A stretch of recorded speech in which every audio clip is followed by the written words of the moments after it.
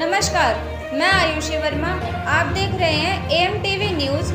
देश विदेश की छोटी बड़ी खबरों के लिए देखते रहिए एएम टीवी न्यूज़। खबर विस्तार से।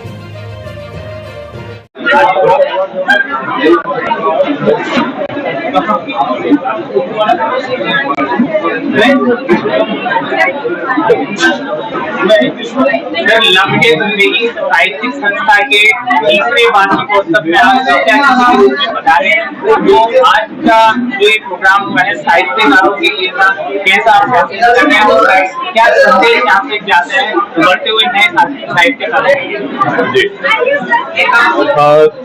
अभी का जो परिदृश्य हमारे देश में है और हमारा देश जिन जीवन मूल्यों के लिए जाना जाता है, ये गौतम बुद्ध का देश है, महावीर स्वामी का देश है और महात्मा गांधी का देश है। तो वो जो जीवन मूल्य उनको बचाने का काम सिर्फ साहित्य कर सकता है। इसलिए लम्हे जिंदगी के ये जो संस्था है इसका काम बहुत महत्वपूर्ण है और जितनी भी साहित्यिक संस्थाएं उनका काम बहुत महत्वपूर्ण है। इस समय जरूरत है क्योंकि साहित्य है जो किसी को करोड़ों लोगों को उनके जीवन में बदलाव ला सकता है, उनके सोच में बदलाव ला सकता है। और चंपारण में जो वो हुआ था नील की खेती का जो महात्मा गांधी ने किया था, उससे बहुत साल पहले उपन्यास लिखा गया था नील दर्पण नाम का। तो साहित्य हमेशा आगे चलता है मशाल लेके और समाज तक पहुंचता है, फिर समाज के लोग जागरूक होते हैं, फिर वो कोई चीज एक आंदोलन अभियान बनती है और तब कामयाबी मिलती है। लेकिन सबसे आगे साहित्यकार होता है क्योंकि वो एक चिंतक है, विचारक है और समाज को आगे ले जाने वाला है। इसलिए लम्हे जिंदगी के जो साहित्यिक संस्था है वो जितने अनुष्ठान कर रही है, ऑनलाइन ऑफलाइन पत्रिका निकालना, ये सारे काम बहुत महत्वपूर्ण है। भारत में ऐसे लाखों अनुष्ठानों की आवश्यकता है। धन्यवाद। संस्थापिका भी है और राष्ट्रीय अध्यक्ष भी है, उसके तौर पे आपका क्या उद्देश्य था आज से 3 साल पहले ये संस्था शुरू करने का और आज आप इस मुकाम पे देख रहे हैं, क्या वो उस उद्देश्य में कामयाबी मिलती हुई दिखाई दे रही है?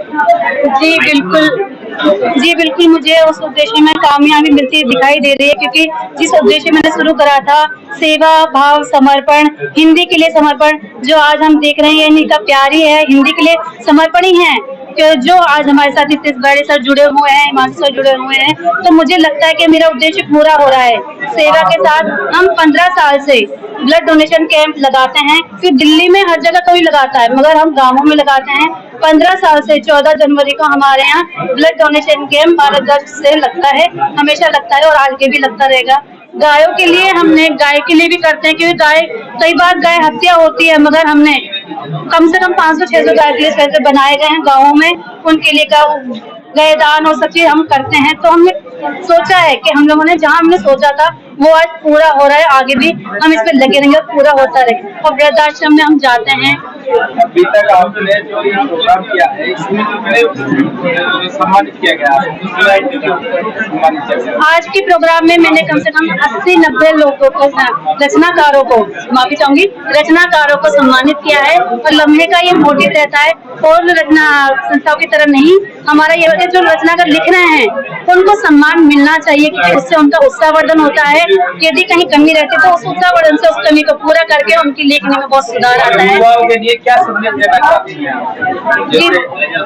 मैं यही संदेश देना चाहूंगी कि आप लिखते रहिए, मगर लिखने में ये रखिए कि अपने जो देश का सामाजिक इतिहास है, सामाजिक चीज रखिए, काल्पनिक नहीं। कि कई बार हमारी चीजें काल्पनिक हो जाती है, मगर जैसे आज सर ने बोला कि हमें सिर्फ एक कलकत्ता का ही नहीं, हमें पूरे देश के जो हुआ था उसके 4 दिन बाद ही हुआ था, मगर हम सबकी निगाह उधर नहीं गई क्योंकि वो शायद गरीब थे, मगर ऐसा नहीं होना चाहिए क्योंकि बच्ची वो भी थी जो 2 साल की थी, वो बच्ची भी थी।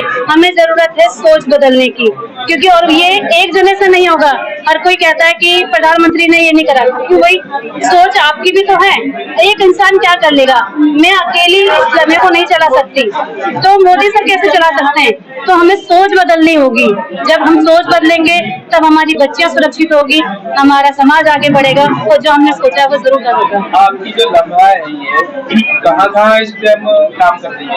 हमारी जो लम्हे जिंदगी की टीम है वो मध्य प्रदेश, राजस्थान और छत्तीसगढ़ इकाई और दिल्ली का मेन ग्रुप है, उसमें चल रही है और बहुत काम करती है, जिसमें हमें मध्य प्रदेश में करती है। और पुणे से हमारे हिमांशु सर आए हैं जो हमेशा ई बुक सबसे करते हैं। ये फंड की व्यवस्था कहाँ से प्रोवाइड हो रही है आपको?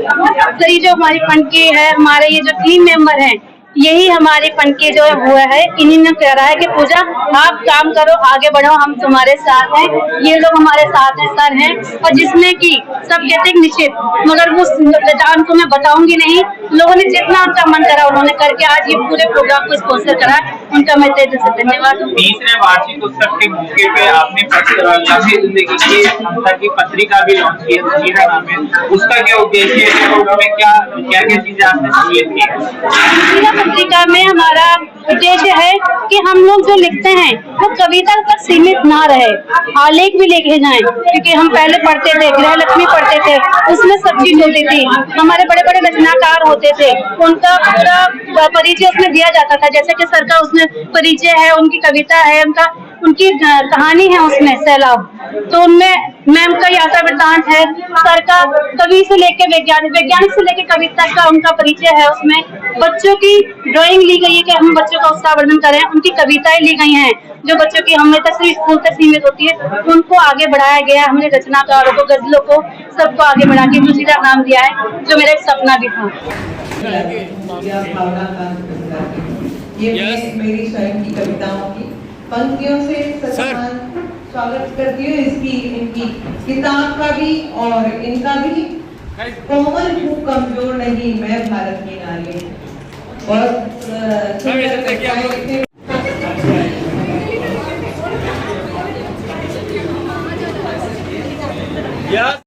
लहरें कि पागल हो रही लहरें, समुंदर कसमसाता है, मजाने चांद पूनम का। और एक मतलब और भी है, सुनेगा हम सब, और ये संबंध हमें बहुत ऊर्जा देते हैं। सुनेगा, हमारी हर कहानी में, हमारी हर कहानी में तुम्हारा नाम आता है। हमारी हर कहानी में तुम्हारा नाम आता है। किसी को कैसे समझाएं, किसी को कैसे समझाएं कि तुमसे कैसा नाता है। हमारी हर कहानी में, और ये शेर अपने घर ले जाइएगा।